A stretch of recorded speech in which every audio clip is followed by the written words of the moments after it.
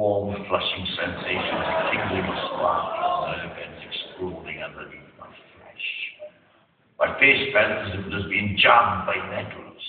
I heard a sound like chirping crickets running across my mind to the earth.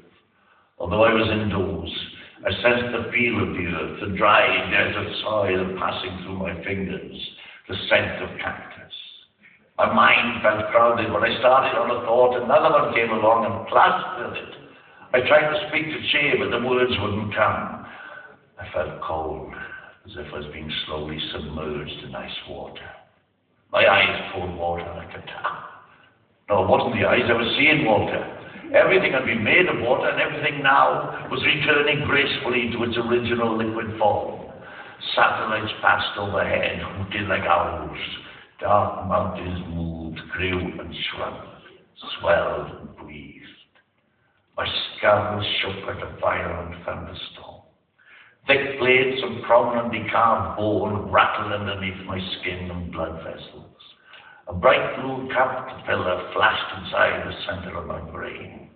Flickering monitors bleated out semi-seconds of news, squawks of sitcom laughter, and jolts of programs on war, ice-cream corruption, drugs, drug laws, tobacco industry, mobile phone ringtones, pornography, hair-dye, gossip magazines, murder, and holidays to tropical destinations. I heard a bass drum banging deep and low. The movement of everything around molded into the drum beat. The ground and air were shuddering. The bass drum transformed to a snare, then a cymbal, then to a crunching clatter overhead. I felt myself ducking, taking cover. Something big and heavy came down and hit me, vibrating every nerve ending in my body, rattling it like the inside of a church bell. That mountain shuddered, crumbled, and retreated in fear, while the ground turned into a thick green brittle rock with razor-sharp edges that glinted in the stark white light. The ground grew, filling the gaps with thick purple-grey cracked earth and rocky outcrops. Mountains glowed in the distance, a purple mist gathered overhead like a thick simmering soup. It sank, headed towards me, the booms of crackling thunder bursting my eardrums. The mist engulfed me.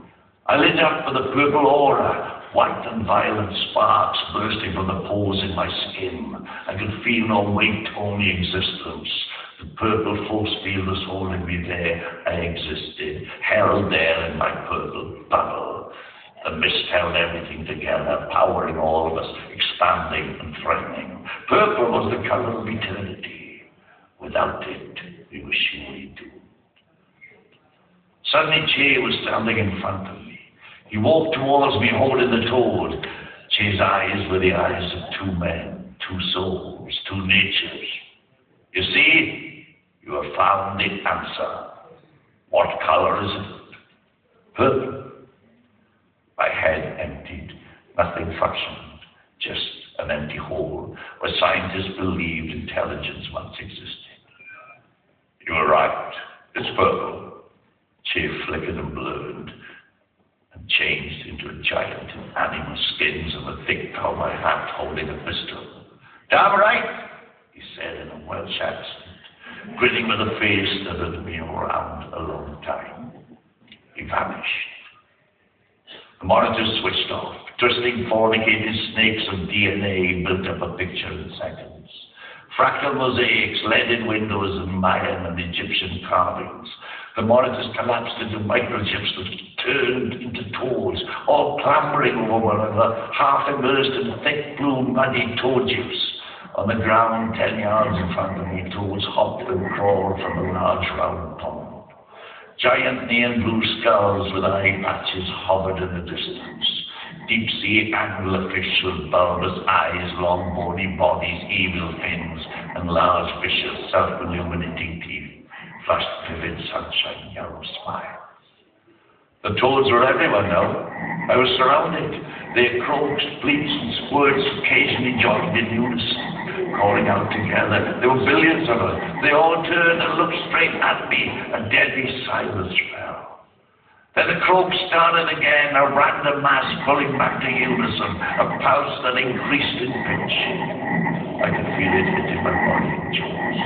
The jaws jumped, danced, frolicked with no control, and flipped in the air like broken-boned kids, frantic on sugar drinks. That's him! That's the one who lit the toad, who lit one of us!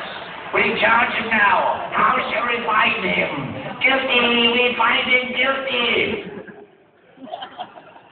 I disappeared off the screen. Mobile phones, computers, and global positioning systems could no longer see me. I was alone in the middle of nowhere beneath exploding volcanoes, battling ancient cavemen and giant lizards with fake horns glued to their heads.